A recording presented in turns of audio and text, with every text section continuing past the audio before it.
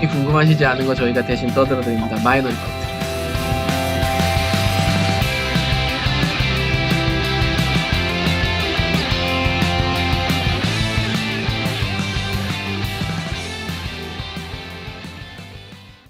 마이너스 리포트 미친. 마이너 리포트나 마이너스 S가 잘 리포트나 안 들릴 수 있어. 그냥 해. 어? 그래, 오케이. 자, 그래서 오늘의 주제는? 자, 지금 사회자 놔뒀잖아. 왜 네가 치고 들어오는데? 아니, 왜 나보고 사회자 하라니? 아니 진행자 하라니? 오늘은 해보고 좀 더 해보려고. 넌 인턴. 안녕하십니까, 소랭입니다. 안녕하십니까, 술조입니다. 안녕하십니까, 딴주기입니다. 안녕하십니까, 회색입니다. 오늘 신입 멤버가 있습니다. 안녕하세요 아랭입니다. 드디어 역해가 생겼습니다. 역인데 마음에 안 들어요. 마음에 안 들어. 이거는 역해가 맞나 싶기도 하고. 저희가 지난번에 한번 녹음을 해갖고 총 4회 분량을 녹음했죠. 저희 한 달에 한 번씩 녹음을 모여서 하는데 그런 영업 비밀 풀지 마. 너무 멀리 살아서 서로 가능하면 일주일에 한 번씩 하고 싶은데 그게 안 되네요. 한 달 동안 뭐 편집을 하면서 힘들었습니다. 하면서 저희가 다시 들어보니까 정말 고칠 게 많더라고요. 저희가 어차피 최고의 뭐 방송을 한다거나 이런 목표를 두기보다는 저희끼리 재미있게 한번 놀아보자 이런 취지이기 때문에 점차 나아지는 모습을 약속드리면서 시작하겠습니다. 재미있습니까?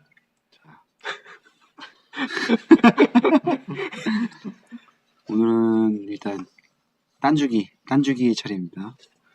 뭐 준비했나요? 주제부터 말을 하고 차례라고 해야 되는 거야? 아, 그래. 이번 주제는 트롤을 테마로 해서 알아서 트롤과 관련된 걸 해오기로 했습니다. 딴주기. 트롤링이라고 하는 게 뭔지 대충은 다 알고 계실 테니까 예전에야 뭐 그게 무슨 소리야 싶었지만 요새는 e스포츠도 발달하고 해서 의도적이지 않든 의도적이든 뭔가 팀에게 좋지 않은 결과를 불러오는 행동들에 대한 이야기고요. 저는 이번에 하는 거는 이번에도 또 전쟁사랑 관련된 건데 2차 세계대전 때 프랑스군이 트롤링을 했던 일들에 대한 이야기를 좀 하려고 합니다. 왜 자꾸 전쟁사죠? 왜 자꾸 전쟁사냐면 재밌잖아요. 사람이 죽어나가는 참혹하다는 걸 제외하고 사람이 어디까지 멍청할 수 있는가를 제일 잘 보여주는 것 중에 하나가 전쟁사거든요. 하긴 인류의 역사에 전쟁이 빠진 적이 한 번도 없어. 저는 솔직히 뭐 자기가 재밌다니까 할 말은 없는데 시작하겠습니다. 뜬금없이 시작을 하네. 어쨌든 뭐예요? 시작은 제가 해야지. 2차 세계대전 때 프랑스군이 얼마나 삽질을 했는가에 대한 이야기입니다. 뭐 다들 아시겠지만 2차 세계대전은 독일이 스타트를 끊어서 독일이 서부전선, 유럽 서부 쪽에 전쟁을 벌여서 일로 가고 저로 가고 세계대전이 됐지만 세계대전 초기에 독일이랑 딱 붙어있는 나라가 프랑스예요. 그 프랑스가 만약에 독일을 찍어 눌렀더라면 세계대전까지 가지 않았을 수도 있다라는 얘기를 많이 듣고 있는 나라가 프랑스거든요. 아, 그러면 독일이 처음부터 전 세계를 상대로 하겠다? 이게 아니고 프랑스랑 싸운 다음에 야, 우리 프랑스도 먹었으니까 딴 데도 먹어보자 이렇게. 아니, 이게 그것도 있는데 이게 그냥 사람들이 모르는 게 히틀러가 노벨 평화상 후보 중 하나였어. 이때 당시에. 그렇지. 그럼 왜 노벨 평화상 후보가 됐냐면은 그 이제 게르만 민족의 단결이라 해가지고 옆에 있는 이제 오스트리아나 이런 거를 좀 다독였지, 좀. 해서 이제 통일이라는 이제 통합 독일 제국 이렇게 비슷하게 만들었으니까 그래서 전쟁을 하지 않고 평화롭게 뭔가 해결하는 사람이라는 인식이 있는 와중에 그 와중에 갑자기 이제 프랑스를 넘어가지. 근데 프랑스를 넘어가기 전에 이제 좀 사전 설명이 필요한 게 프랑스가 한 트롤짓 때문에 트롤짓을 피해가기 위한 이제 작전들이 있는 거지. 내가 볼 때는 딴주의가 하려는 건 요거 관련된 것 같긴 해서 그냥 사전 설명 내가 아는 걸로 그냥 떠든 거니까. 제가 손에 들고 있는 걸 봤어요 지금. 제가 간단히 말씀을 드리면 프랑스가 뭘 했느냐. 1차 세계대전 승전국이죠 프랑스는. 1차 세계대전 때 독일이 쳐들어오는 게 너무 힘든 거예요. 그때 당시 1차 세계대전 때 프랑스는 징집 가능한 인원, 그러니까 뭐 한 15세, 16세 정도의 남자부터 40세 미만 남자들의 27% 정도가 사망했다 그래요. 1차 세계대전 때. 그러다 보니까 우리는 다시는 이런 희생을 치르고 싶지 않다라고 해서 어마어마한 수준의 벙커를 구축하죠. 뭐 스타 해보셨으면 벙커와 시즈를 박아놓으면 얼마나 센지 아시겠지만 그거를 마지노선이라고 다들 알고 있는 이름으로 구축을 해버려요. 마지노선 들어보셨나요? 아니 근데 마지노선은 있잖아. 이게 내 배수진이다, 마지노선이다 이런 얘기로는 많이 들어오니까. 제가 뭐 사실 이 마지노선의 유래에 대해서는 대충은 알고 있었는데 어제 참신한 해석을 들었죠. 예를 들면 제가 10시 퇴근이 내 마지노선이었는데 또 늦었어 이렇게 했더니 딴종이가 말합니다. 마지노선이었기 때문에 뚫린 것이다. 앞으로 마지노선이라는 얘기를 안 하려고요? 가끔 마지노선이 고사성어라고 하시는 분도 있는데 절대 아닙니다. 무슨 맞자에 무슨 줄. 이게 네 글자라서 사자성어인지 아시는 분이 있더라고요. 어쨌든 마지노선을 왜 만들었는가. 1차 세계대전 때, 2차 세계대전 때 그때만 해도 전쟁 자체가 라이언 일병구하기 보셔서 알겠지만 돌격 앞으로 하면 달려 들어가는 구조였단 말이에요. 그러니까 참호를 파놓고 그 속에서 머리만 내밀고 총을 쏘면 잡기가 굉장히 어려웠던 거죠. 라이언 일병 구하기 내가 안 봐서 그런데 거기는 2차 대전 2차 대전 노르망디 상륙작전. 연합군이 가장 큰 피해를 낸 전투 중에 하나. 영화 보세요. 영화 재밌어요. 어쨌든 이 마지노선을 왜 만들었냐. 프랑스가 정말 그때 공학적으로 굉장히 발달한 나라여서 우리가 뚫지 못하는 요새를 만들어서 독일이 무슨 짓을 하든 지켜내겠다. 왜냐면 독일이 1차 세계대전 때 무너지고 2차 세계대전을 일으킬 거라는 생각은 없었지만 프랑스 애들 딴에는 쟤네 뭐 할지 모르는 놈들이야 라는 생각이 있었나 봐요. 그래서 그 사이에 병력을 구축하는데 옛날에 그 우리나라 김종선 장군이 사군 뭐? 4군 6진. 4군 6진보다는 아, 그거보다는 인가? 천리장성. 그거보단 천리장성이나 만리장성, 중국의 만리장성 같은 거에 비견할 수 있는 거죠. 우리나라 천리장성이 오히려 맞는 게 우리가 이 앞으로도 안 나가겠지만 니네 이거 못 뚫어라는 개념으로 만들었다고 생각하면 되기 때문에 오히려 그거랑 비슷하다고 볼 수 있죠. 어쨌든 참호전을 위주로 했고 그거를 돌파하기 우리나라도 6.25 때까지도 백마고지 같은 곳 그런 개념으로 만든 거예요. 뚫지 못하는 방어선을 만들겠다. 근데 그게 개념이 벙커로 이루어진 거예요? 벙커로 이루어져 있을 뿐만 아니라 엄청난 요새인데 이거를 디테일하게 설명하면 너무 기니까 짧게 설명하면 내부에 열차가 다닐 수 있을 정도의 레일이 깔려 있고 지하에 지휘소가 있고 가장 얇은 방벽이 콘크리트 3.5m. 3.5m는 현대 무기로도 뚫으려면은 미사일 정도는 돼야 되죠. 그 콘크리트 관통 미사일. 근데 그런 건물이 있는 거면 어째서 선이라는 용어가 써요? 건물의 사이즈가 선인 거지. 8km인가 되는 면적이지. 그러니까 이게 알잖아. 선의 정의가 점들이 모여서 그걸 연결했을 때 선이라고 하잖아. 그렇지. 그러니까 벙커 선으로 쭉 라인을 만들어 놓은 그런 건물들을 쭈르르르륵 지어갖고 쭈루룩 지었다기보다는 아예 성벽처럼 지어 쌓았지. 그래서 우리가 우리의 이해를 돕기 위해서 이렇게 그림을 듣는 분들은 못 보시겠지만 아니야 너가 올릴 거야. 이게 마지노선이야 이게. 마지노선은 정확히 말하면 카페를 참고하세요. 깨알같이 카페 홍보도 하고. 벨기에가 좌상단, 좌하단에 프랑스, 그리고 우측에 독일이 있으면 그 독일과 프랑스 국경의 하단부에 있는 게 마지노선이야. 선으로 쫙 그어놨지. 근데 왜 상단부는 내비도? 벨기에가 지켜주니까 라고 생각을 했지. 그때 당시에는 네덜란드 영이고 응. 내가 알기로는 틀릴 수도 있지만 그러니까 거기 네덜란드는 지금 그때 당시만 해도 중립국이야. 스위스랑 똑같은 중립국인데 중립국은 치지 않는다. 전쟁 중에 먼저 서들어가지 않는다라는 그 암묵적 협약이 있으니까 냅뒀던 거지. 저쪽으로 설마 오겠어라고 했던 생각이었던 거지. 그 중립국을 통해서 오지는 않을 것이고, 아니 중립국이 있으니까 저기는 괜찮고 직접 닿는 부분에 마지노선을. 그렇지. 그리고 그 마지노선이 세워진 이유 중에 하나는 1차 세계대전 때 프랑스가 독일에 쳐들어갔다가 진격하다가 독일이 야 쟤네 쳐들어온다 이러니까 회전문 돌아가듯이 프랑스군 이렇게 가고 독일군 이렇게 가서 프랑스군이 뒤통수를 맞아서 1차 세계대전 때도 질 뻔한 적이 생겨. 그러니까 그런 사태를 막겠다고 해서 프랑스는 2차 세계대전 때 전략이 치고 나가자가 아니라 카운터 펀치를 날리자. 얘네가 오면 막고 치고 들어가자. 요런 작전 계획을 세우게 되는 거지. 그러다 보니까 마지노선을 지키겠다라는 작전이 나온 거야. 근데 이제 여기서 1차 세계대전과 2차 세계대전의 상황이 조금 달라지는 게 1차 세계대전 때는 제대로 된 탱크가 없었다고 봐야 되고 2차 세계대전 때는 독일은 1차 세계대전에 비하면 제대로 된 기동전을 수행할 수 있는 탱크가 있지. 근데 웃긴 건 프랑스가 탱크가 더 좋았어. 독일보다. 밀덕들이라고 해서 죄송합니다, 밀덕 여러분. 어쨌든 되게 독일 전차를 좋아하지 않나? 독일 전차를 좋아하는 이유 중에 하나는 독일의 전차를 끔찍하게 잘 다루는 지휘관들이 많았기 때문이 아닐까. 교리가 많이 발달했구만. 아니야, 근데- 교리가 발달한 것보다 그 아니, 사람들이 특이했던 거. 요거에 대해서 내가 반박하는 게 뭐냐면 독일 밀덕을 좋아하는 사람은 딱 특정인들이야. 음. 주로 일본 사람들이 독일 밀덕이 많아.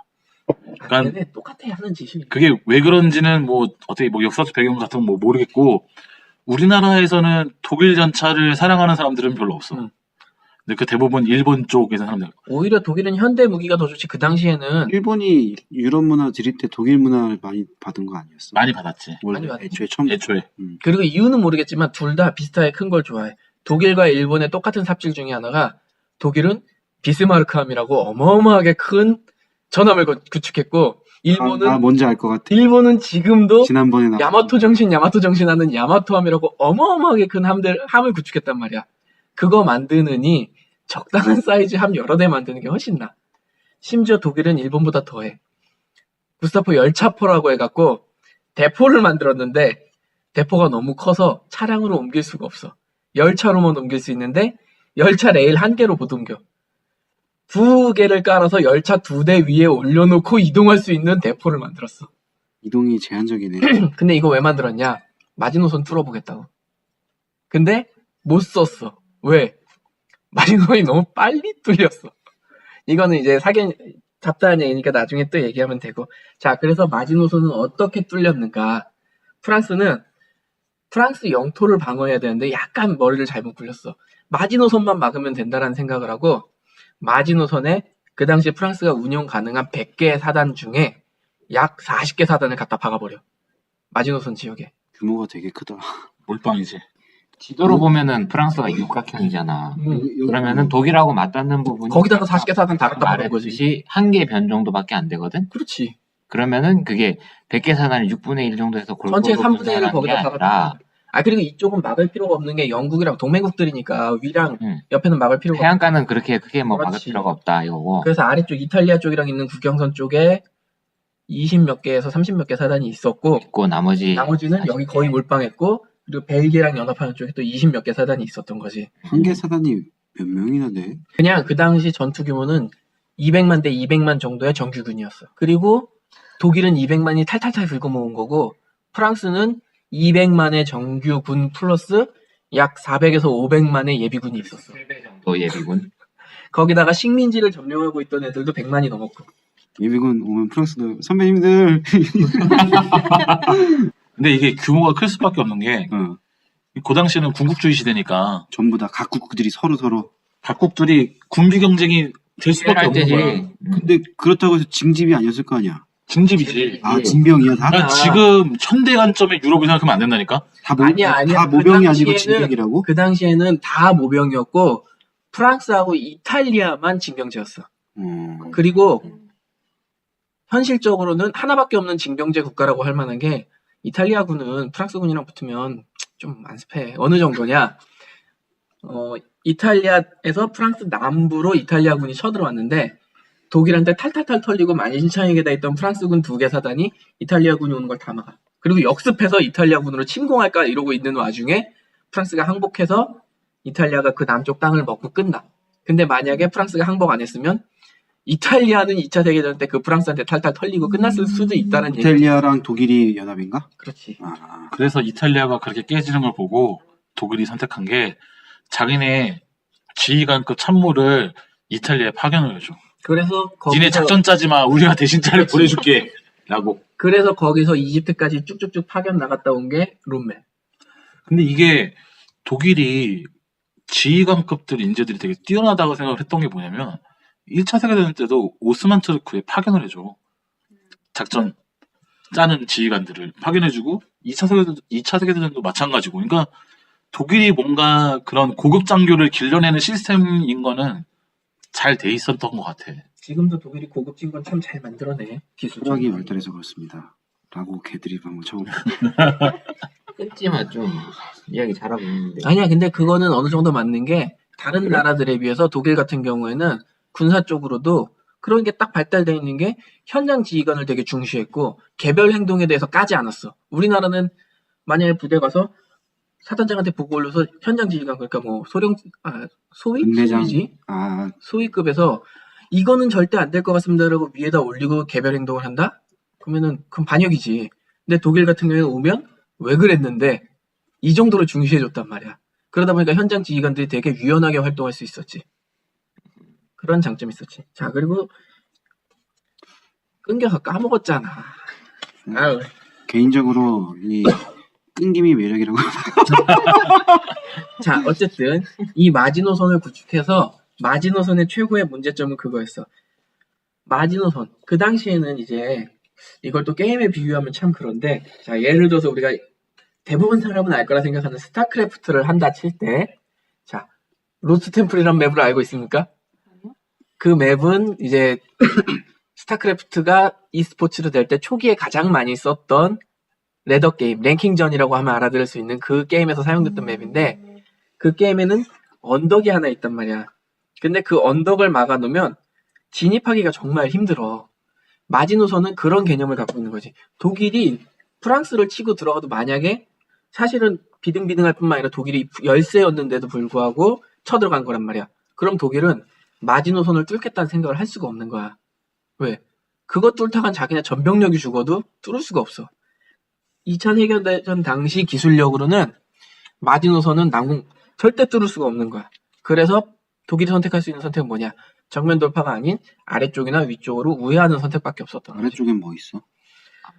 이탈리아, 이탈리아도 프랑스, 있고, 독일 세 개의 나라가 국경을 맞대고 있는 프랑스 아래는 알프스 산맥. 아니 프랑스 아래는 그다음에 프랑스 아래는 스페인이 있어요. 음.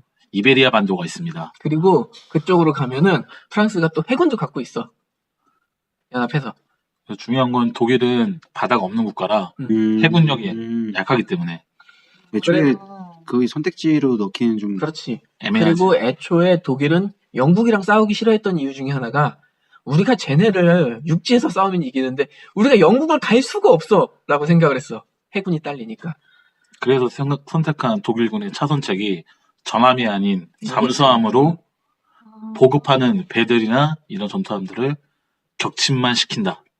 그건 실제로 영국한테 굉장한 피해를 주기도 했었고. 바다에서 쇼부를 딱 보기보다는 그냥 바다를 쟤네도 이용 못하게 한다. 그렇지. 그러니까 히틀러가 생각했던 거는 나폴레옹의 그 대륙 봉쇄. 그러니까 영국은 대륙이랑 아예 아무런 거래를 하지 못하게 막아버리는 거야. 그래서 우리가 프랑스까지만 다 먹어놓은 다음에 영국을 고립시킨 다음에 영국을 폭격을 해가지고 영국의 항복을 받아내겠다 이런 거였는데 가장 큰 실수가 그건 거야. 왜냐면은 영국이 예전에는 대륙 봉쇄만 할 때도 유럽 대륙이 아니면 거래할 상대가 없어. 근데 영국이 이미 그때 미국이라는 걸 갖고 있지 않지. 미국이 있는 거야. 그 땅에서 나오는 무한정의 자원에 의해서 뒷받침이 되니까 답이 없는 거지. 뒷마당 몰래 멀티. 근데 그것도 유보트가 전성기를 달릴 때는 미국 앞바다에 가서 유보트가 상선을 침몰시키고 있었어.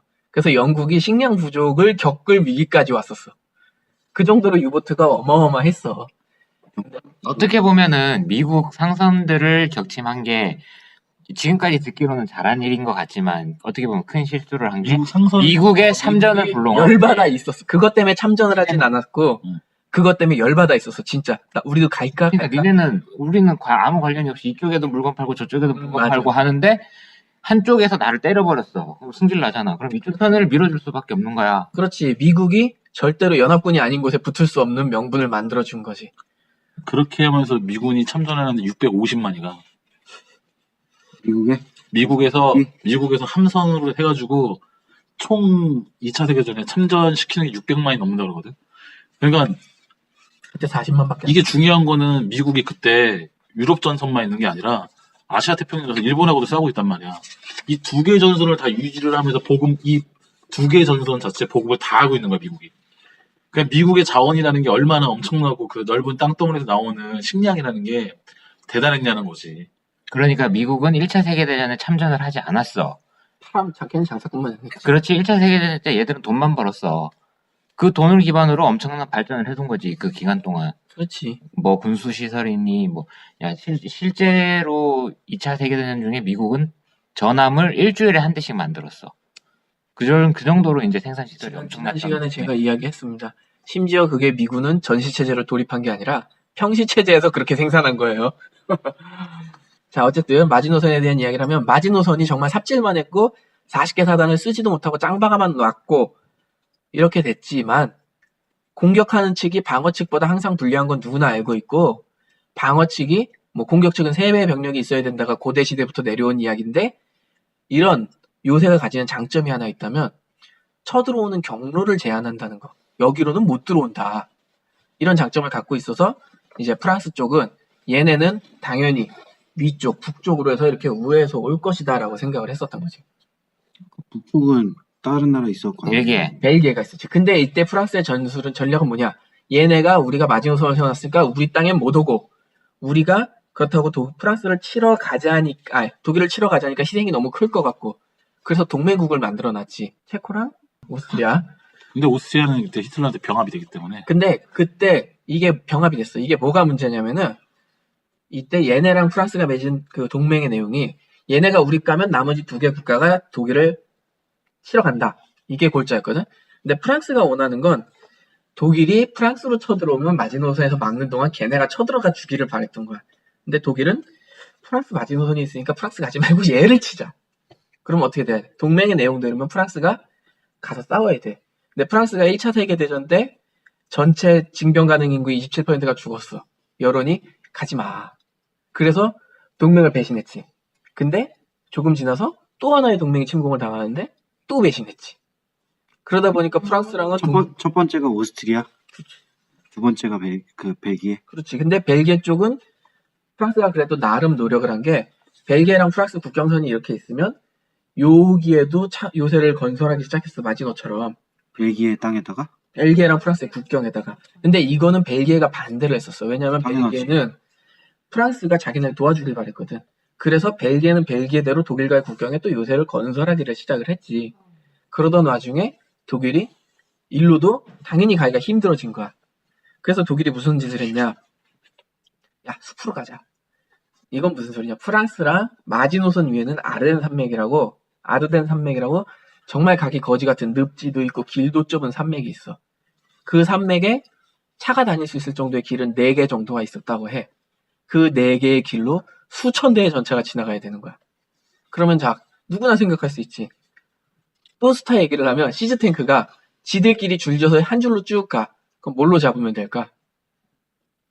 비행기 몇 대 띄우면 간단하겠지. 기나 데가 없으니까. 그렇지. 그냥 일렬로 줄줄줄 가는데 그럼 폭격을 하면 되잖아. 이게 뭐 스타로 비교도 되고 영화 300 보면 응. 그 좁은 협곡에서 딱 300명이 수만 명을 막아낼 수 있을 정도의 가 그렇지. 되니까 그 골목만 막으면 길목만 막으면은 우리는 방어할 수 있다. 그렇게 하면 되는데 그게 이루어지지 못했어. 왜? 그 당시에 참 독일이 연합군들보다 잘난 게 딱 하나 있었는데 비행기가 많았어. 제공권을 독일이 갖고 있었어. 독일은 약 5천여 대. 같이 뛰었어? 아니, 이렇게 들으면은 당연히 그쪽을 조심해야 된다는 생각밖에 안 드는데. 그 당시에 뭐가 문제냐면 그 아르덴 산맥은 예전에 일본 내가 인팔 작전 얘기했을 때처럼 사람이 지나다니는 게 좋은 곳이 아니야. 근데 어쨌거나 통로가 4개가 길이 있잖아. 응. 그럼 그리로 못 와. 웬만해서는 못 와. 못 오는데 이게 2차 세계대전 때 이동수단의 특징이 뭐냐면 전차만 가는 게 아니라 실을 수 있는 식량 이런 모든 보급품을 소랑 말에 싣고 간단 말이야. 그러니까 생물체는 저기서 오기 힘드니까 못 올 거라 생각하는데 독일이 이걸 해내. 근데 어떻게 해냈는지에 대해서 이제 설명을 하면 자 2차 세계대전 당시에는 지금 우리의 기계화 사단 같은 부대가 없었어. 심지어 우리는 물자를 수송한다 그러면 트럭으로 수송하는 걸 생각하잖아. 2차 세계대전 당시만 해도 말, 노새 이런 애들이 굉장히 중요한 전쟁 자원이야. 걔네가 트럭을 대신했어. 심지어 독일 전체의 절반 이상을. 절반 이상을. 그래서 독일이 뭔 짓을 하냐. 야, 탱크만 보내자. 탱크만. 기갑 부대를 보내자. 다른 거 없이. 이게 말이 안 되는 전략이었거든. 그 당시에는. 되게 얼마 전인 것 같은데 2차 세계대전이라고 하면은 70년. 그렇지. 근데도 되게 옛날이더라고. 그래서 기술 발전 속도가 그래서 엄청 내가 지금 빠른 깐준이가 얘기하는 걸 좀 뺏는 것 같은데 그래서 나오기 시작한 전쟁사의 개념이 전격전. 근데 그렇지. 그전에는 기갑부대로만 기갑부대가 없었지 그 전에. 기갑부대가 없었어? 없었어. 야, 2차 세계대전 때나 돼야지 탱크가 나오는데 음. 그 탱크가 구렁에 빠지면 못 올라와. 심지어 1차 세계대전 때 탱크는 정확히 말하면 탱크라기보다는 움직이는 철판이야. 그것도 되게 그걸 희한하고 막아주기 위해. 아니 지금 현대에 살고 있는 내 개념으로는 전쟁의 역사를 쭉 봤을 때 지금의 전차라고 하면은 옛날에 그 기마병을 대신하는 빠른 기동과 그 막강한 화력과 그리고 튼튼한 방어력. 방어력을 방어력이 없었잖아. 가진 병종인데 탱크를 만들어는 놓고 그 개념을 왜 도입을 못했지? 자, 그러니까 개념은 자, 중장기병 개념이지. 여기서 되게 극단적으로 예를 하나 들어볼게. 네가 탱크를 만들었어. 이동 속도가 시속 10km야. 어떡할래? 우리가 군대 간 남자들은 배우는 것 중에 하나가 대공화망 구성이라고 하늘에다 K2 쏘는 거 있지. 1차 세계대전 땐 그렇게 하면 진짜 비행기가 떨어졌어. 왜? 굉장히 느리고 낮게 나왔어. 그러니까 예측 사격을 하면 맞추는 놈들이 나왔단 말이야. 근데 2차 세계대전 때만 해도 비행기가 비약적으로 빨라져서 그게 쉽지 않아졌지. 그러니까 제트 엔진의 원형이 그때 만들어지기 그렇지. 시작했으니까. 그러니까 복엽기가 아니라 제트 엔진이 나오기 시작하니까 맞출 수가 없는 거야. 보이면 이미 저기가 있는데 그걸 어떻게 맞춰? 탱크가 나오게 되기 시작한 이유가 뭐냐면 참호전을 한단 말이야. 1차 세계대전 때 아까처럼 머리만 내밀고 총만 쏘는 거야. 그렇지. 이거는 한 뼘에 딱 가기 힘들어. 음. 근데 이 참호를 무력화시킬 거를 만들기 위해서 고안한 게 탱크인 거야. 이동 참호의 개념이었구나. 그렇지. 움직이는 철판이라고 총알을 막아주고. 아, 그게 왜 내가 코끼리 얘기를 하냐면 창 들고 나무로 된 창 들고 싸울 때 코끼리 가죽이 안 뚫려. 코끼리 가죽이 질기단 말이야. 그래서 그 당시에 코끼리가 무적의 부대였어. 상당히 인도가 강국이었던 이유 중에 하나도 코끼리 부대가 있었기 때문에 네? 그런 개념이야. 아니, 근데 코끼리 비유는 좀 단점도 똑같아. 기동력이 떨어진다. 말에 비해서 단점까지 그게- 똑같아. 기술이 발전되면서 뭐 사령부에서 회의를 해서 만든 게 아니라 그냥 참모장 중에 한 명인 만슈타인이라는 사람이 야, 안 되면 이렇게 하자라고 했어. 기갑부대 단독의 운영에 그렇지. 대해서 근데 이것도 많은 반대에 부딪힌 게 벨기에 쪽으로 들어가잖아. 아까 말했지. 벨기에 쪽에서 참호를 구축하기 시작했다. 그 마지노선처럼 우리도 하나 만들자. 뚫고 나가면 거기야. 글로 맞닥뜨려야 돼. 심지어 그 앞에 강이 있어. 그러면은 자, 기갑부대가 얼마나 센지 아무도 몰라. 근데 뚫고 들어가서 글로 가재. 그럼 딱 처음 나온 말은 미쳤구나. 딱 이 얘기부터 나온 거야. 근데 이 작전이 실행되는데 무슨 일이 있었냐? 독일 장교 중에 한 명이 비행기 타고 가다가 불시착을 해. 근데 하필이면 걔가 마지노선을 치려고 하는 독일의 작전 계획서를 들고 있는 채로 불시착을 한 거야. 파기를 하려고 했는데 파기하기 전에 체포가 되지. 그래서 연합군이 박수를 치면서 이거 봐, 얘네 일로 온다. 이러면서 준비를 딱 하기 시작하지. 그래서 독일은 이제 그 사실을 아니까 야, 다른 방법 없어? 다른 방법 없어? 그게 의도된 게 아니고 이러다가 실제로 그렇게 정보가 샜어. 힐더라고 이제 사령관에 해당하는 사람이 야, 다른 작전 다 갖고 와봐 했다가 야, 이거는 미친 작전인 것 같은데 잠깐만 이거라도 해볼까로 해서 그걸 발전시킨 거야. 진짜 그 마지노선이 답이 없긴 없었나. 미친 마지노선은 작전이라고 생각하는 거 외에는 대안이 없었다는 얘기 아니야? 그게 뭐냐면 마지노선을 뚫을 수 없다는 얘기가 뭐냐면 마지노선을 뚫을 수 있는 만큼의 지상 화력을 가지고 가면 우리가 자리를 잡기 전에 마지노선에 털려. 왜냐면 얘는 고정된 포기 때문에 사거리가 더 길기 때문에 털려버려. 자, 그럼 우리 공중으로 가자. 그때 지금은 지하에 벙커를 구축하면 미사일이 땅을 뚫고 와서 밑에서 터지잖아. 그때 당시에는 그 기술이 없어. 그래. 그러니까 벙커 자체 파괴가 안 되는 거야. 지금도 그 기술 별로 없어. 콘크리트 관통탄 있잖아. 그러니까 별로 없다고. 없어도 지금은 가능하잖아. 몇 개 나라나 가능할까 그게. 근데 이게 문제가 뭐냐면 그때 당시엔 독일 과학력이 최고 수준인데 걔네가 못하는 거면 지금 미국이 못하는 거랑 똑같은 거야. 근데 오죽하면 히틀러가 열차포를 만들었겠냐고. 열차 교량 2개 깔아서 가서 쏘는 포를 만들어서 재장전하는데도 몇십 분씩 걸려요. 포탄이 무거워서. 그것도 기중기를 써야 포탄을 장전할 수 있다고. 히틀러가 집권을 몇 년 동안 한 거야? 올해. 꽤 오래 했지. 정확한 연도수는 모르겠어요. 이게 왜냐면 집권부터 전쟁까지가 정확히 몇 년인지 제가 잘 모르겠어요. 히틀러가 이것도 하고 저것도 하고 저것도 하는데 보면 시간 꽤 걸리는 이게 것들이 뭐냐면 1차 차 세계대전이 끝나고 독일이 떠하는 보상 금액이 1420억 마르크인가 그래. 내가 지금 정확하게 그 정도인데 이거 갚어라고 해서 정부가 들어와야 되는데 바이에른 공화국이라는 게 세워져. 근데 이 바이에른 공화국 선거 투표 결과에 따라 히틀러가 집권을 해가지고 이 바이에른 공화국을 없애버리는 거야. 바이에른 공화국은 뭐야? 그러니까 1차 세계 독일이야. 그게 독일이야. 독일인데 독일의 전신이라고 보면 돼. 그러니까 그때는 공화국이라는 자, 이름을 띄고 있는 여기서 거야. 충격적인 거. 1차 세계대전 때만 해도 독일 왕정이었어.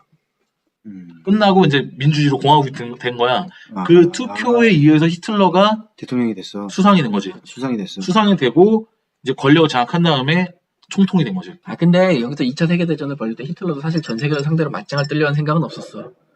일본이 생각했던 거랑 똑같아. 일본이 동남아를 먹어서 동북아 공영권을 만들어서 우리의 안정적인 시장과 노예들을 확보하자. 얘네도 똑같아. 서부를 먹고 유럽 쪽에 독일 민족이 생활할 수 있는 땅을 딱 만들어 놓고 얘네를 물건도 팔아먹고 원자재도 싸게 사오고. 근데 문제는 그냥 그러지. 한번 찔러볼까? 딱 찔렸는데 찔르면 들어가. 피만 조금 나고 상처가 날 줄 알았는데 훅 들어 애가 죽어버린 거야. 야 일어나는데 얘가 죽었으니까 얘 재산 내 거잖아. 근데 그 그래 대상으로 버리는 생각하는 나라가 어디? 프랑스. 아, 프랑스 아니야. 프랑스는 애초에 어느 정도였냐면 나도 자, 그게 이상해서 물어봤다. 내가 다른 걸 넘어가고 그러니까 프랑스 얘기. 내가 왜 이상하냐면 일본이 뭐 중국, 한국 이렇게 아. 생각할 정도의 급수랑 독일이 프랑스나 다른 유럽 국가들을 생각할 급수랑 차원이 그러니까 다르지. 이게 뭐냐면 라인강 이제 이 지역이 있어. 16개의 주가 있어. 프랑스가 나폴레옹 때 독일한테 뺏어가지고 지네 나라 땅으로 만든 땅이 있어. 우리나라로 치면 꽤 넓은 땅이야. 그 땅을 빼앗고 네덜란드, 벨기에 정도를 우리가 무력으로 압박할 수 있을 정도의 수준이 돼서 얘네한테 물건을 팔아먹고 우리가 돈을 벌고 중요한 거는 여기 식민지가 중요한 게 아니라 아프리카나 인도네시아 반도 이쪽 식민지를 먹기 위해서는 얘네 힘을 한번 눌러야 된다는 생각해서 간 거야. 얘네가 갖고 있는 식민지를 위해서 그렇지. 아니, 그리고 독일은 식민지가 없었잖아 그 당시에. 그러니까 자기네도 그러니까 갖고 싶어서. 프랑스를 먹겠다가 아니라 우리도 식민지를 먹어야 되고 우리도 항구가 있어야 되고. 그러니까 방금 말한 대로 네덜란드, 벨기에 얘는 약하니까 얘네를 치고 그리고 아까 체코슬로바키아랑 오스트리아가 있었잖아. 얘네를 병합하고 하면 땅도 충분하고 인구도 충분하고 항구도 있고 우리도 식민지를 개척하러 갈 수 있겠다가 나온 거지. 왜냐면 얘는 바다가 없고 해군이 약하니까 식민지를 갈 수가 없는 거야. 그렇다고 육지로 해서 가자니 저쪽에는 소련 때려야 되고 오케이, 예스. 러시아랑 싸우는 건 힘드니까. 결국 식민지를 먹고 싶은데 유럽 애들이 너무 세니까. 이 식민지를 먹어야 되는 이유가 뭐냐면 필리핀, 인도네시아 이쪽이 왜 중요하냐면은 지금도 생각해봐. 보르네오 섬 있잖아. 보르네오 가구라 그래가지고 나무나 이런 그런 기본적인 원자재 재료가 그쪽에 너무 많은 거야. 고무나무. 그렇기 때문에 이쪽의 식민지를 구축을 해야만 그때 당시에 이제 군국주의로 돌아가는 세태에서는 나라가 유지가 될 수가 있는 거야. 그리고 그 당시에 캘 수 있는 기름, 석유가 그쪽에 꽤 많았어. 여기서 그 당시에 캘 수 있는이라는 게 중요한 게 미국이 어마어마한 산유국 중에 하나가 된 것 중 하나는 세일오일이 발견됐기 때문인데 거기 기름 있는 거 알았어. 못 캤어. 그럼 없는 거랑 똑같거든. 그때는 이런 거 못 캤어. 근데 그 당시에 캘 수 있는 그게 그쪽에 많았고 그래서 일본도 거기 먹으려다가 미국한테 탈탈 털렸지. 아주 영혼까지. 자, 어쨌든 아까 하던 얘기 전쟁이 왜 벌어졌는지 얘기하는데 지금 시간이 이렇게 흘렀어. 벌어진 이유는 그런 땅들을 먹기 위해서였지. 좀 끝났다 갈까? 그래? 자, 쉽시다.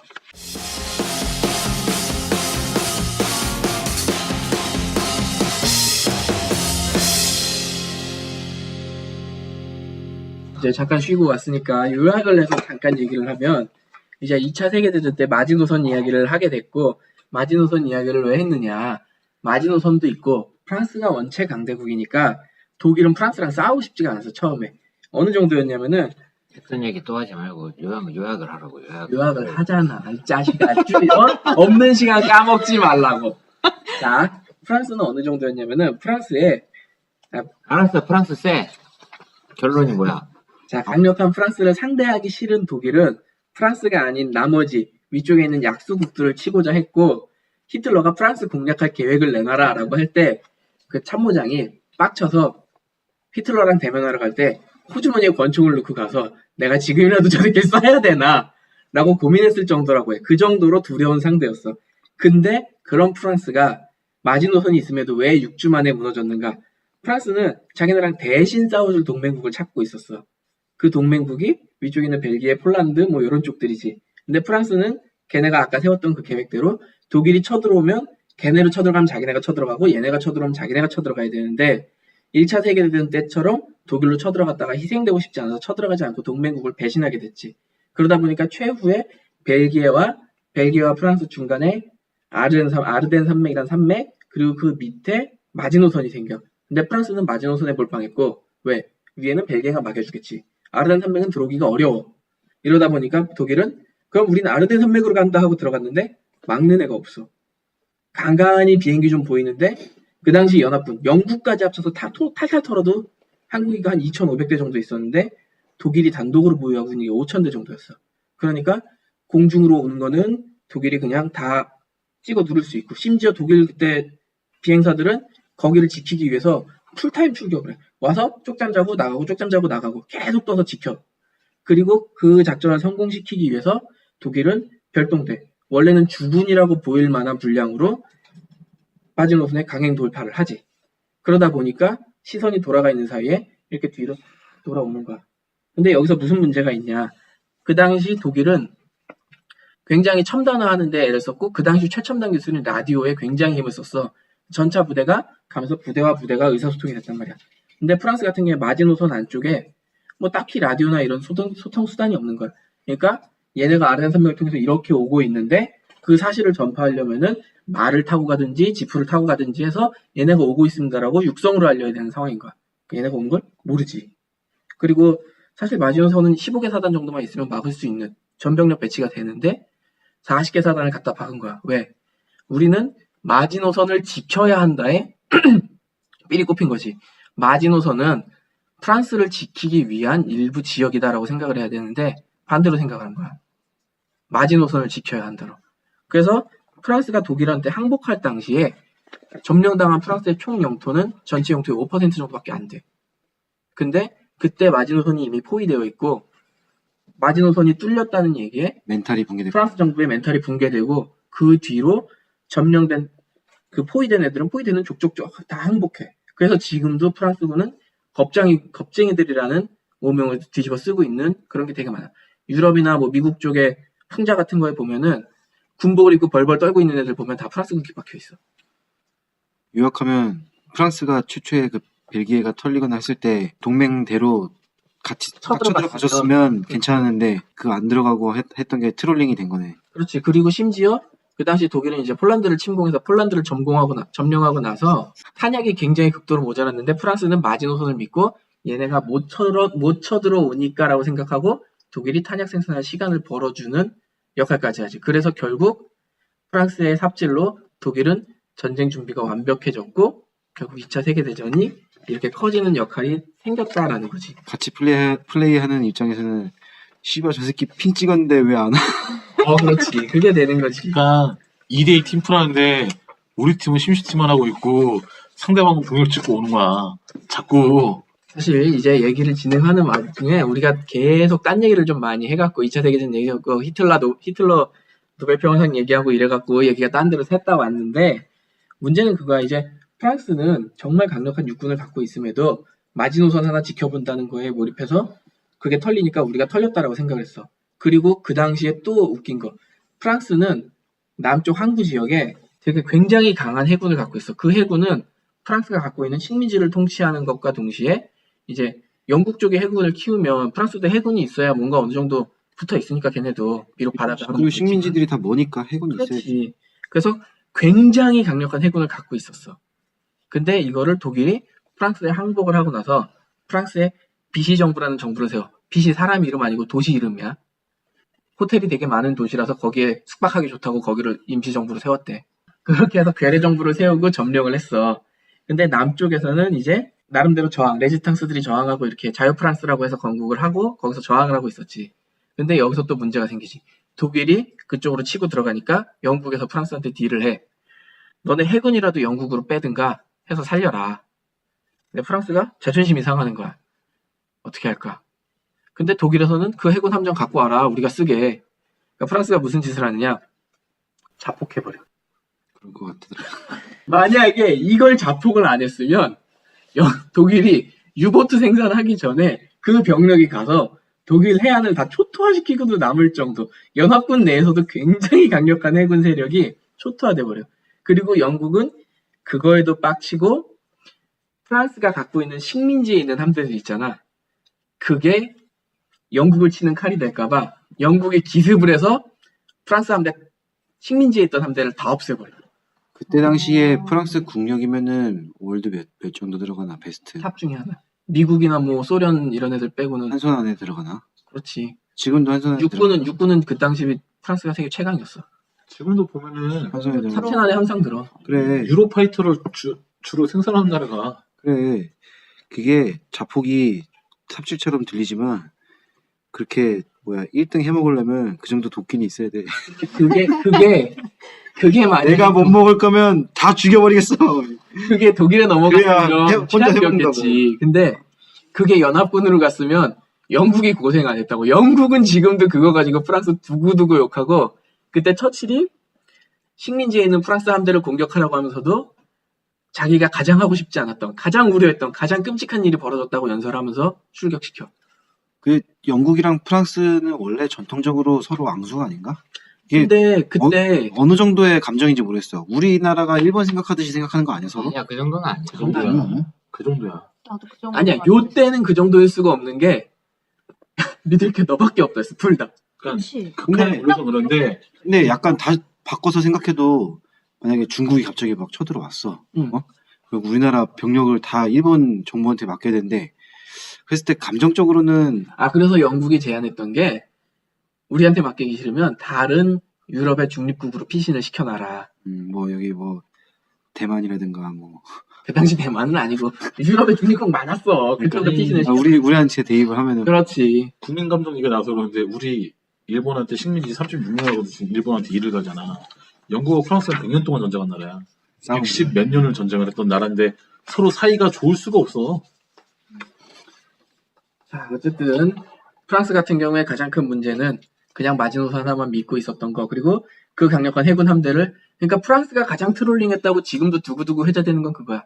왜 그 강한 해군 함대를 한 포 한 대 못 쏴보고 자침을 시켰는가.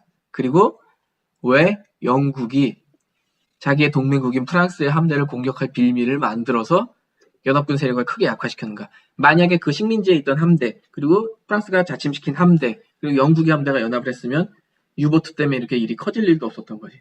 결국 프랑스가 트롤링이라고 불리는 이유 중에 하나는 그거였어. 2차 세계대전이 벌어진 초기에 어느 정도의 희생을 감수하고 마지노선에서 뛰쳐나갔더라면 오히려 프랑스가 독일을 점령했을 거고 그랬으면은 2차 세계대전이 이렇게 커질 일이 없었다는 거지. 프랑스가 약속을 어기고 우리는 쳐들어가기 싫어라고 했던 그 트롤링, 그리고 그 함대도 독일에게 주느니 폭파시켜버리겠다고 폭파시킨 거지. 왜 트롤링을 했다고 생각하는 건데? 그거는 그 당시 프랑스 사람들이 돼보지 않으면 모르지 않을까? 그 당시 들어섰던 정부 자체가 굉장히 네 생각을 독일에 묻는 거야, 치우쳐 네 있어. 생각을. 왜 너는 프랑스를 트롤링을 했다고 생각하는 건데? 아니 그게 아니고 왜 프랑스가 그렇게 이런 식으로 얘기를 했잖아. 그럼 그거에 대해서 얘기하겠다는 거 아니었어?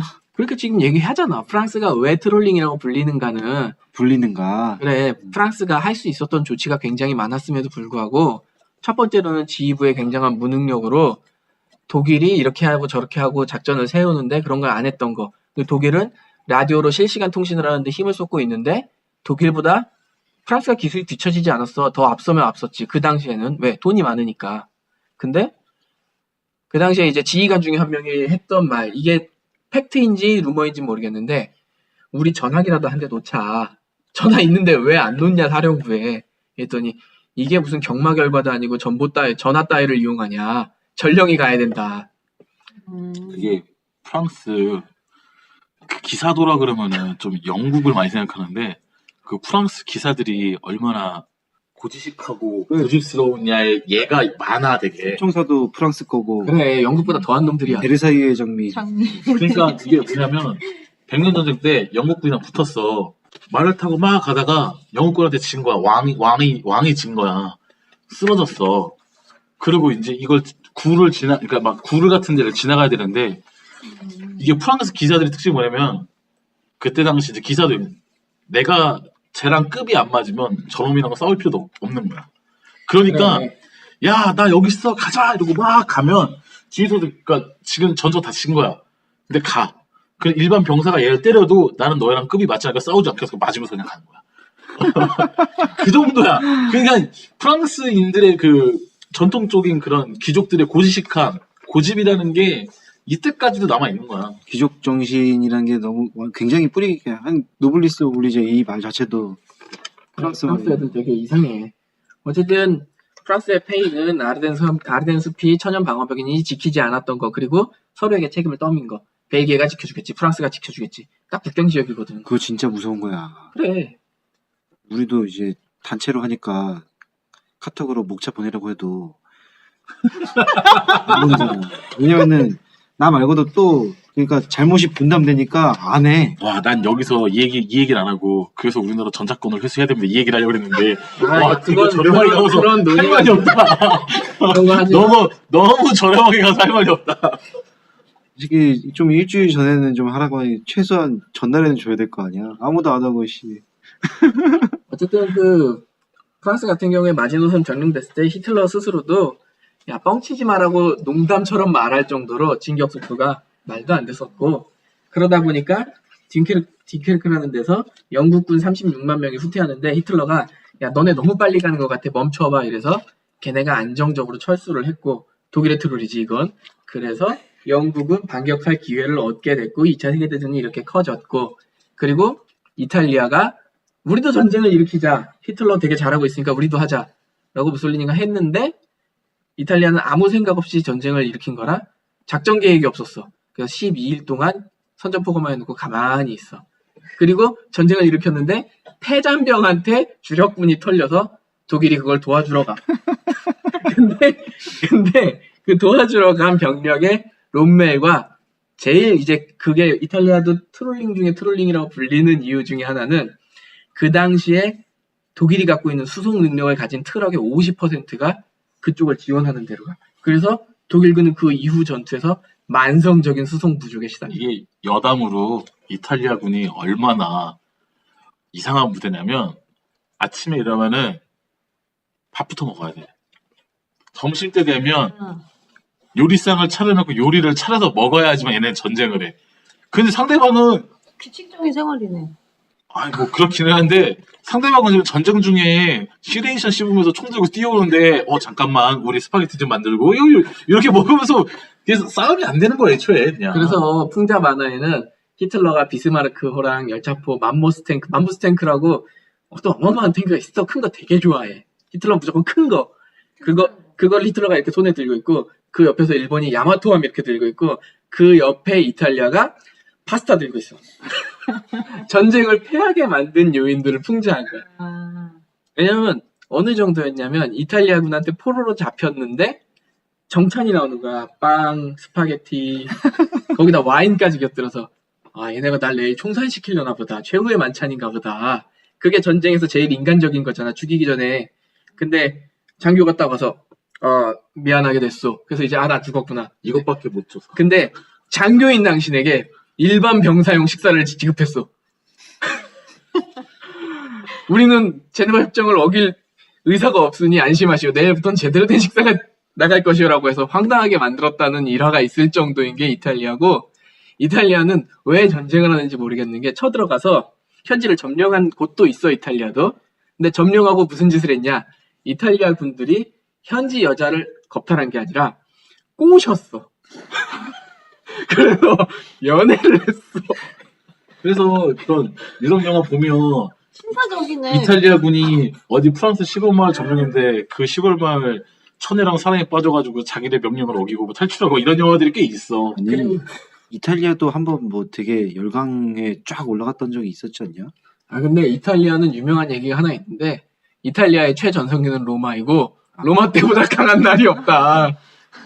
왜냐면 로마군도 진격할 때 하루에 그 시간당 4km 이상씩을 진격을 했어. 시간당 4km면은 정말 서둘러서 가는 거잖아. 그 속도로 진격을 하고 수경하고 점령하고 했단 말이야. 이탈리아군은 도망갈 때 빼고 그 속도로 진격한 적이 없어. 이게 뭐냐면 이탈리아가 그러니까 로마 제국이 멸망하는 게 2세기 3세기경인데 그 뒤로 1871년까지 이탈리아가 통일이 안 돼. 그래도 용케 남아있다. 이탈리아가? 그러니까 1700년간이 통일 국가가 없어. 예. 그 땅에. 로마가 남아있는 게 아니고 아니 이탈리아가 아직까지 이름을 아니 국가로서 남아있는. 이탈리아라는 이름을 쓰게 된 지 얼마 안 돼. 1871년에 통일하고 나서부터라니까. 1800년대 나는 이탈리아인 이쪽 민족이라는 없어 개념이. 개념이 없어. 거기 그래서 걔네가 이 2차 세계대전에서도 전쟁하는 걸 별로 좋아하지 않았던 이유 중에 하나가 그거야. 근데 그게 되게 희박해. 그렇게 서로를 묶어줄 수 있는 어떤 없어. 정신 멘탈적인 그게 없으면 없이 국가가 만들어질 수가 있네. 이렇게 한 그러니까 국가로 그때 당시에 연합 국가 같은 이제 방식이. 이탈리아 왕이랑 이탈리아 건국의 협력하고 있는 가라발디 장군이라는 사람이 있어. 그냥 무력으로 그냥 묶어버린 거다. 그리고 이탈리아는 이만큼? 잠깐 그게 아직도 약해. 살짝 알 것 같아. 무력으로 묶었는데 얘네 성격 자체가 약간 음. 널널널널이네. 그러니까 맞아. 묶었어. 그러니까 그래 묶여 있지 뭐. 이게 뭐하러 굳이 뭐 이게 비판이야. 뭐냐면 이런 느낌? 이탈리아가 지금도 거의 반으로 나눠져. 북부 쪽이랑 남부 쪽이 나눠져 있어. 이게 뭐냐면 널널한 쪽은 남부 쪽이야 다. 나폴리 뭐 이런 그래서 데는 실제로 지금도 남부가 좀 가난해. 가난해. 그리고 북부는 이게 좀 게르만 민족이 섞여 있어. 그러니까 그나마 빠릿빠릿해 애들이. 그러니까 근데 이게 문제가 뭐냐면 그래서 이탈리아가 어쩌면 남부에서 가장 큰 수입원이 뭐냐 북부 부자를 납치해서 돈 받는 거. 이런 얘기가 나올 정도야. 그러면은 포르쉐 이런 거 다 북부에 있냐? 어. 베네치아도 북부야. 좀 이해될 것 같아. 아니, 우리가 이탈리아에서 잘 알고 있는 도시 있지. 베네치아 북부고 밀라노도 북부야. 그리고 로마가 그나마 잘 나가는 도시 중에 제일 남단이야. 중간에 있거든. 그 밑으로 가면은 봐봐. 잘 사는 나라 도시 별로 없어. 그가 패션은 밀라노 막 이런 거 막 로마 관광 막 이런 거 막 떠오르잖아. 나폴리면 피자밖에 기억 안 나. 그것도 나폴리에서 피자 만든 것도 아니야. 그리고 그런 그 정도밖에 없는 거야. 이탈리아의 되게 특징적인 것 중에 하나가 거대 도시가 별로 없고 지역별로 조그만 도시가 굉장히 많아. 원래 좀 옛날부터 그래. 원래 그렇게 살았어. 좀 고대부터. 그렇지. 도시국가 형태로. 그거를 보고 지방 분산이 잘 돼 있는 나라의 표본이다라고 하는데 아니야. 그거 아니고 원래 그렇게 살았어 걔네. 걔네 자체가 그쪽 동네 자체가 뭐랄까 빠릿빠릿하게 중앙집권 딱 해갖고 야 이렇게 저렇게 이게 안 되는 거. 그러니까 우리나라 같은 경우에 백마고지로 돌격하라 그러면 우리는 돌격했고 독일 애들도 돌격했고 일본 애들도 돌격을 했단 말이야. 근데 이탈리아 애들은 돌격하면은 근데 왜 가야 됩니까 저기? 이거부터 나오는 거야. 내가 왜 목숨을 바쳐야 되냐 지금 저기 돌격하는 거야. 한 놈은 그거 물어보고 한 놈은 아직 밥 안 먹었는데. 그거 맞아. 근데 이탈리아도 서로 만약에 플레이로. 그 왜 해야 되는가를 납득시켜주면은 목숨을 걸고 뛰어들 수 있지. 뭐 내 여자를 지키기 위해서다, 네 여자를 지키기 위해서다 하면 뛰어들 수 있는 게 걔네들이고. 그러니까 걔네가 원래 여자 잘 꼬시기로 유명하잖아. 근데 그게 정말 꼬시는 게 아니라 진심으로만 하는 거라서 꼬시면 당하는 거야. 그 사랑꾼들이- 영화 거기 주인공도 이탈리아 아닌가? 그 뭐냐 2차대 와러 원더풀 월드 배경음악으로 나오는 전쟁 영화 있잖아. 수용소에 끌려갖고 거기도 이탈리아인 아닌가? 그 사람들? 잘 생각이 나지 않습니다. 어쨌든 기억이 안 나. 어쨌든 2차 세계대전은 트롤과 트롤의 대결이었는데 독일도 일본도 트롤링을 했지만 프랑스와 이탈리아가 정말 트롤 킹으로 유명하고 프랑스는 6주 만에 항복을 하고 해군 자침한 거. 이탈리아는 파스타를 열심히 삶은 거. 그리고 이탈리아는 하는 전투마다 거의 다 졌어. 심지어 심지어 농담처럼 하는 말이 이탈리아는 로마 이후에 침략 전쟁에서 이긴 적이 없다. 있긴 있는데 이긴 적이 없다라고 할 정도로. 그러면은 슬슬 할 얘기는 다 한 것 같고. 내가 얘기했는데 그 얘기 하지 말라 그랬지. 아니야 할 얘기는 다 한. 아니야 아까 결론 내린 거 듣고 나서 그래. 그냥 조금 노가리 까다가 해야겠다 생각하고 한 거야. 이거에 대해 이제 이런 트롤링에 대해서는 얘기를 하면 너무 길어져서 그냥 맛배기만 한 거고 이거는 심심하시면 한번 찾아보시면 재밌는 일화가 굉장히 많아요. 정말. 네, 그 딴주기가 찾아서 카페에 올릴 겁니다. 거기만 보시면 다 알아요. 관련 자료는 좀 거기만 보시면 다 하니까 괜찮지. 검색 안 하셔도 돼요. 정리해서 괜찮네. 박소감 나날이 발전하는 마이너 리포트입니다. 저부터 이거 이런 식으로 해갖고 이거 되게 괜찮은 게 내가 그 세계사 쪽에 엄청 취약하고 역사 자체가 좀 취약해. 근데 이렇게 해갖고 한 대여섯 개 더 들으면은 잘할 수 있을 것 같아. 유럽 쪽 역사 다 할 것 같아. 1차 대전이랑 2차 대전 싹 할 것 같아. 딴주기한테 한 6개 몰아주면 올해 안에 세계사 쫓겠는데. 지난번 때만 해도 이제 아예 깜깜이었으면 지금 듣는데 흐름이 약간 이해가 되는 거야. 요거 몇 개만 더 들으면 딱 되겠다. 아니야. 하지만 밀덕분들이 보면 저것들 알지도 못하는 게 소리가 나올 수밖에 없는 게 소감을 그냥 제가 받아온 걸로 해서 제 소감을 말씀드리면 저는 원래 세계사에 별로 관심이 없어요. 전쟁사도 전쟁사를 좋아하는 게 아니라 그 전쟁에 쓰였던 전략 전술, 왜 이 전술이 들어갔고 어떤 심리가 퍼져 있었기 때문에 이게 됐고, 그러니까 큰 대규모 전술이 아니라 그 전략, 이 전략이 왜 통했는가 이런 쪽을 좋아하는 거거든요. 전략 연구, 전쟁, 전술, 손자병법을 읽듯이 손자병법 같은 거 읽는 거 좋아합니다. 전 그런 걸 좋아하는데 이걸 하려다 보니까 제가 연도 읊어가면서 하는 역사는 정말 취약해서 여러분들께 설명드릴 때 좀 막히는 게 많은데 다음에는 좀 목차를 만들어서 연도도 제가 얼마든지 말씀드릴 수 있게 준비를 좀 해보겠습니다. 저는 만드는 건 좋은데 미리 좀 주세요. 씨. 그래서 나는 진짜 깐준이가 할 때마다 미안한 게 얘가 하는 얘기를 나는 원래 이런 역사 쪽에 관심이 많아서 안단 말이야. 같이 막 떠들고 싶어. 막 이 얘기 해주고 싶고 저 얘기 해주고 싶고 막 이래. 너 때문에 삼천포 갔다 왔다고. 떠들어. 아니 나는 나는 그래서 더 그러려고 좋아. 하는 거 아니야? 그래서 더 좋아. 왜냐면은 이것만 들었으면은 아까 말했듯이 이거 6개 정도만 더 들으면은 세계에서 뚫겠다라는 생각이 안 들 텐데 이렇게 좀 전반적으로 옆에 곁다리도 찍고 들어갔다가 이게 배경도 들어갔다 하니까 왜 너무 지금, 좋아. 왜 지금 내가 태클을 거냐면 오늘 나왔던 얘기들이 이렇게 요 다음에 들어가고 돼 있어. 전황 설명에. 근데 이쪽에서 너무 많이 얘기를 해버리니까 뭉텅뭉텅 얘기하다 보니까 정리가 안 되는 거야 오늘. 아니 이것도 좋아. 한 시간에 끝날 수 있어.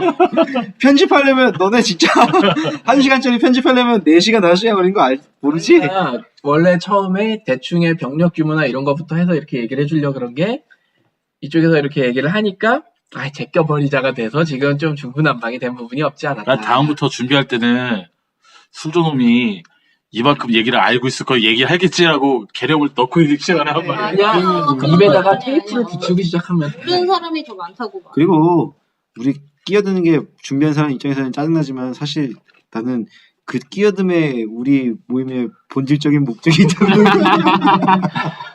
회색이 차례에 두고 보죠. 그렇게 생각합니다. 왜냐면 애초에 노가리 까고 싶은데 조금 더 건설적으로 노가리 까자. 이게 내 문제가 취지니까. 회색이 거에서는 또 잘 몰라가지고 얘기를 안 해. 딴쪽이 거만. 조용해봐. 우리 딴쪽이 지금 거만. 투명 인간 됐어. 자, 말씀하시죠. 아니야, 니네가 다 얘기했어. 말씀하시죠. 아니 의무입니다. 소래기는 생각이 별로 없어요. 아니, 생각이 없는 게 아니라 나도 2차 대전, 1차 세계대전, 2차 세계대전 이런 쪽에 좀 관심이 많다기보다는 난 그 부수적인 정치 관련 쪽으로 좀 관심이 많았거든. 그러니까 일어난 원인이나 그 일이 일어남으로 인해서 생겨난 파생된 결과나. 근데 2차 세계대전이 참 누가 잘해서 이쪽이 이겼다 졌다 이런 게 아니라 누가 더 그 순간에 삽질을 해서 이쪽이 망한 전쟁이거든 정말. 시작은 프랑스가 삽질을 해서 프랑스가 망했고 결론은 독일이 소련을 쳐들어갔기 때문에 이게 완전 근데 독일의 배착이지. 거기서 망했고. 애초에 소련을 치고 싶어 하는 마음이 좀 있었어. 프랑스보다는 오히려 독일을 치고 싶었는데 하다 보니까 이렇게 된 거야. 그렇지. 하여튼 그때 그렇게 해서 삽질이 된 거고. 그렇지. 삽질의 연속이었는데 2차 세계대전이 끝나고 나서 결과적으로 독일은 분단이 되고 2차 세계대전에서는 이득 본 나라는 진짜 내 생각에 미국밖에 없어. 2차 세계대전이랑 공산화랑은 또 무슨 연관? 아니, 공산화는 이미 그 전이야. 그전 소비에트 왜냐면 연방이 소련이 연이잖아. 러시아랑 전쟁. 소비에트 연방이 무너진 거야. 근데 왜 독일이 분단이 돼? 2차 세계대전 때문에. 왜냐면 소비에트 연방도 승전국이고 미국도 우리나라가 2차 세계대전 때 왜 분단됐어요? 라고 생각하면 되는 거야. 완전 이해.